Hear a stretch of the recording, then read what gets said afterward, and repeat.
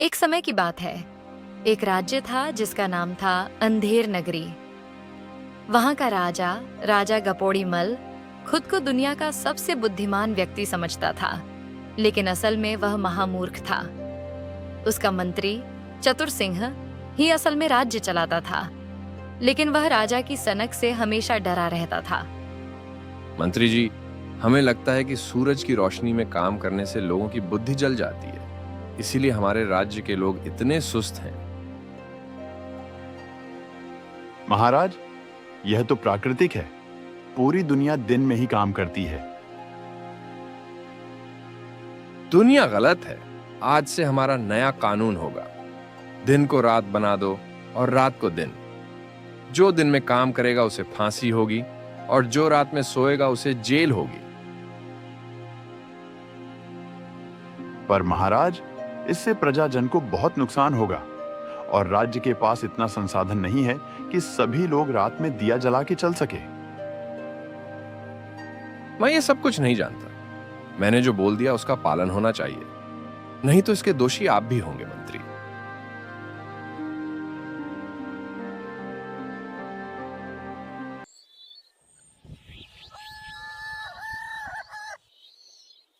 किसान रात के अंधेरे में टॉर्च लेकर हल चलाने लगे और दुकानदार रात 2 बजे अपनी दुकानें खोलने लगे। पूरा राज्य उलटा हो गया। इस राजा के मूड का कोई भरोसा नहीं है। कब कहां क्या कर दे। बताओ, ऐसी दुनिया बना रहा है। प्रकृति का नियम बदलने चला है। अब क्या बताऊं? अरे सेठ जी, कुछ कह नहीं सकते। मंत्री जी जरूर कुछ करेंगे, पर धीरे धीरे बोलिए। कहीं राजा के सैनिक ने सुन लिया तो लेने के देने पड़ जाएंगे। अरे भाई, रात में दुकान कौन खोलता है? कुछ बिक्री ही नहीं होती। हाँ सेठ जी, न तो काम करने में मन लगता है, बस नींद आती है।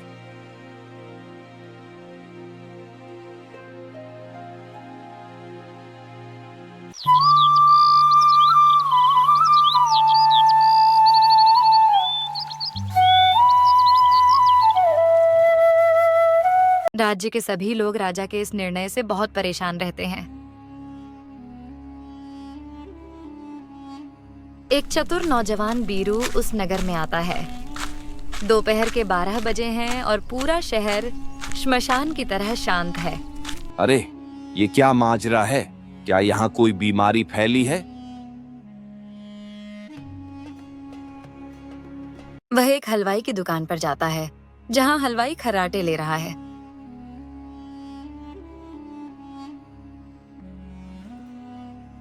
अरे सुनिए, जरा आप क्या बताएंगे कि सभी दुकानें बंद क्यों हैं? कोई बीमारी फैली है क्या?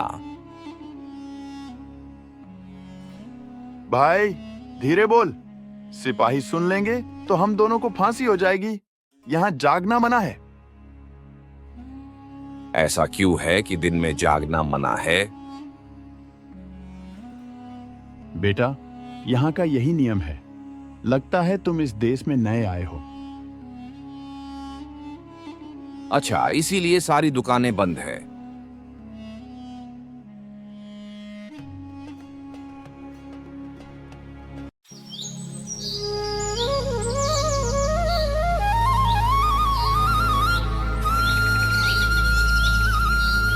नगर में एक दीवार गिर जाती है। राजा न्याय करने बैठता है। दीवार गिरी तो राजमिस्त्री दोषी है।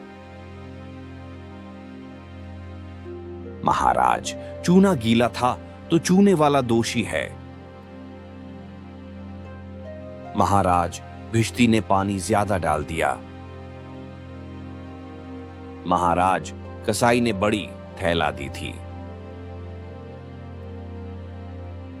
अच्छा, तो इसका मतलब ये कसाई ही दोषी है।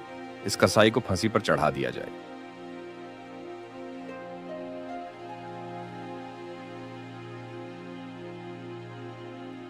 फांसी के समय देखा गया कि कसाई बहुत दुबला है और फांसी का फंदा उसके लिए बहुत बड़ा है। समय बर्बाद मत करो। जाओ और नगर से उस आदमी को लाओ जिसकी गर्दन इस फंदे में फिट बैठती हो। न्याय में देरी नहीं होनी चाहिए। सिपाही बीरू को पकड़ लेते हैं क्योंकि उसकी गर्दन फंदे में एकदम फिट आ जाती है।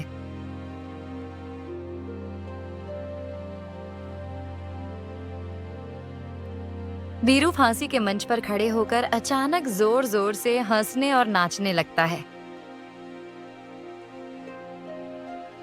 तू पागल है क्या? मौत को सामने देखकर कौन नाचता है? महाराज, आप नहीं जानते, आज एक बहुत शुभ योग है। आज जो इस फंदे पर चढ़ेगा वह अगले जन्म में इस धरती का सबसे महान सम्राट बनेगा और सीधे स्वर्ग का राजा बनेगा। राजा गपोड़ी मल यह सुनकर सोच में पड़ गया। उसे लगा कि सम्राट बनने का मौका वह हाथ से कैसे जाने दे। हटो, सम्राट तो मैं ही बनूंगा। जल्लाद, इस लड़के को छोड़ो। राजा का आदेश है कि राजा ही फांसी पर चढ़ेगा। मूर्ख राजा खुद फांसी पर झूल गया। उसके मरते ही नगर में उत्सव मनाया गया। बीरू को नया मंत्री बनाया गया और उलटा नगर फिर से एक सामान्य और खुशहाल राज्य बन गया।